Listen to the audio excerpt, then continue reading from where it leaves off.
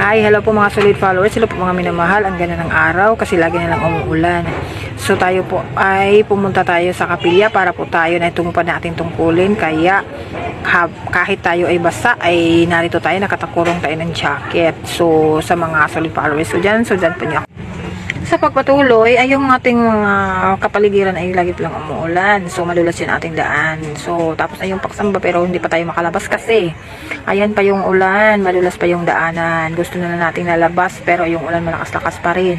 So naisipan na lang natin na bago tayo aalis ay maglilinis muna naman tayo ng ating kapilya upang pag alis natin ay malinis na po yung ating kapilya at ready na pong gagamitin sa susunod na paggamit. Kaya tayo po ay nakaschedule sa likod ng ating kapilya, kaya nilinis na lang muna tayo para po mabawas-bawasan po yung pagtagas ng ulan at pag-aalis po natin ay wala na pong ulan. So ayan po. Biruin mo ang kaninang likod mo tapos gatas ang ibibigay sa'yo. May mensahe ka ba para sa mga magulang mo? Sana test paper muna sinagutan, hindi pregnancy test. 9 months ako sa tiyan tapos wala kayong pambayad. Grabe naman to. Di man lang ako na-inform na ganito pala dito. Puro bembang lang alam. Ano ang plano mo sa buhay? Gusto ko maging CEO para may pambili ng gatas at diaper ko. Kumusta ang buhay, baby? Eto, papunta sa work na 15K ang starting, tas 1 hour ang commute, sobrang saya. Alam mo ba na delikado yung trabaho mo? Eh, mas delikado pag wala kami makain ngayon. Alam mo naman, tatambay lang ako sa bahay, wala namang pera dun. Congrats, first day mo dito ngayon, kamusta? Nakita ko na ang gusto kong makita. Ibalik niyo na ako sa tiyan ng nanay ko. Huwag ka scroll ng scroll, bakla. Magtrabaho ka din. Masyado ka pang bata para magtrabaho, bakit ka nandito? Kailangan ko magtrabaho, 16 years old pa lang kasi ang mama at papa ko. Anong plano mo mamayang gabi? Iiyak po ako ng sobrang lakas mamayang 2 o'clock ng madaling araw para masaya. Ayoko na mama, mag-a-abroad na ako, may trabaho daw sa daycare sa Japan. Kumusta ka dito sa bahay?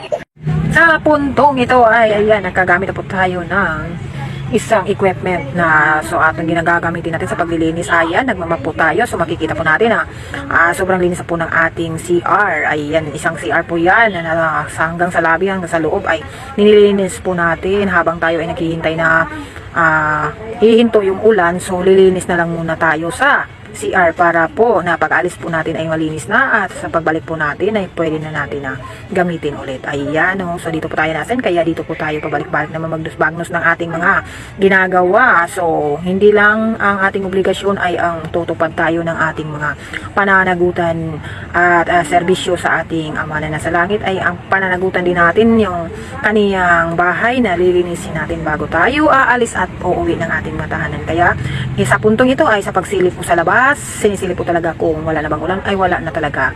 Ayan, makikita natin. So pwede na tayong aalis at bye-bye po sa lahat ng mga nanonood. Thanks for watching and God bless. That's all for today. Paki-like and share. Bye-bye.